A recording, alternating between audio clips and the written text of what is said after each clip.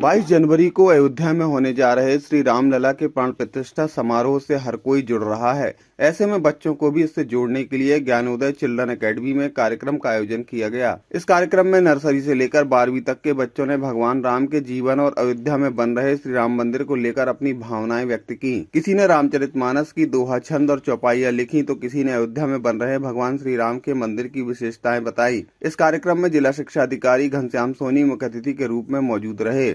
भगवान श्री राम और उनके मंदिर को लेकर बच्चों की जानकारी देखकर सभी लोग दंग रह गए और उन्होंने इसके लिए स्कूल प्रशासन की तारीफ की। ज्ञानोदय चिल्ड्रन एकेडमी के संचालकों का कहना है कि भारतीय संस्कृति और भगवान श्री राम के आदर्श जीवन से बच्चों को रूबरू कराने के लिए पहले उन्हें उससे संबंधित जानकारी दी गई और उसके बाद यह प्रतियोगिता कराई गई। Gyanoday children academy school Jabalpur के आज सभी बच्चों ने राम मंदिर निर्माण पर अपना एक एक पत्र लिखा हुआ है और उसमें मंदिर के इतिहास के बारे में कैसे बन रहा है सभी बच्चों ने अलग अलग अपना सर्च किया है और उसको पत्र में लिखा है।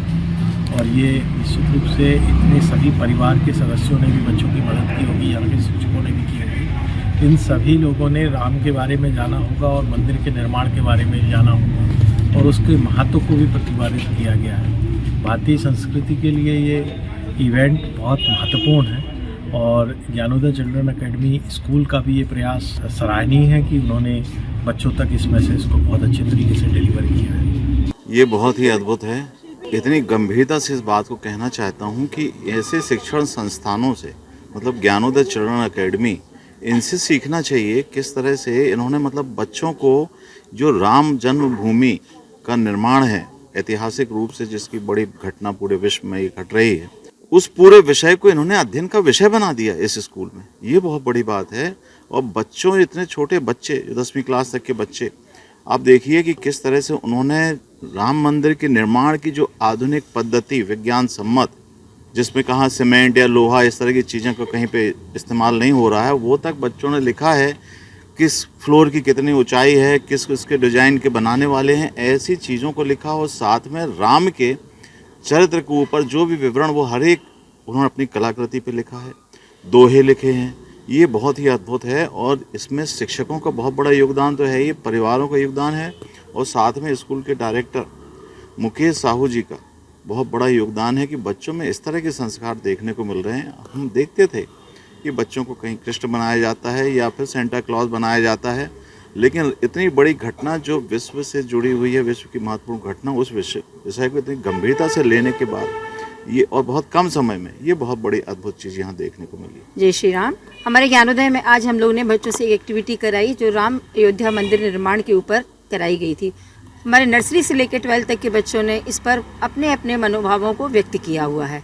मंदिर निर्माण में क्या क्या चीज़ें वस्तुएं उपयोग करी गई, कहाँ से क्या चीज़ मंगाई गई, ये सारी चीज़ें बच्चों ने उसमें लिखी। छोटे छोटे बच्चों ने हमारे छंद, दोहे, चौपाइयाँ वगैरह उस पर अंकित की हुई थी। कुछ हम लोगों ने उन्हें समझाया था। कुछ बच्चों को क्वेश्चन प्रश्न पूछे थे कि भगवान का राम मंदिर कहाँ निर्माण हो रहा है, किस तारीख को। 22 जनवरी को हमारे जैसे अयोध्या में भगवान राम की मूर्ति रामलला के रूप में स्थापित की जा रही है। ये सारी जानकारी हम लोगों ने बच्चों को दी थी। बच्चे बहुत उत्सुक थे और रामचंद्र जी से संबंधित हम लोगों ने उनसे प्रश्न पूछे कि राम के माता पिता कौन हैं, उनके कितने भाई थे, वो कहाँ रहते थे। ये सारी जानकारियाँ बच्चों को दी। बच्चे बहुत उत्साहित थे और उन्होंने इस एक्टिविटी में इसमें अपने मनोभावों को व्यक्त किया हुआ है। सबसे पहले तो सुप्रभात सभी को। मेरा नाम अनुष्का जैन, मैं ज्ञानोदय चिल्ड्रन एकेडमी की छात्र हूँ। हमारे स्कूल में एक छोटा सा प्रयास, एक पत्र अयोध्या मंदिर के नाम। सर, हमने जाना कि अयोध्या मंदिर में कहीं पर भी लोहे या स्टील का इस्तेमाल नहीं किया जा रहा है, बल्कि पुराने पाषाण पत्थरों का इस्तेमाल कर उस मंदिर को बनाया जा रहा है।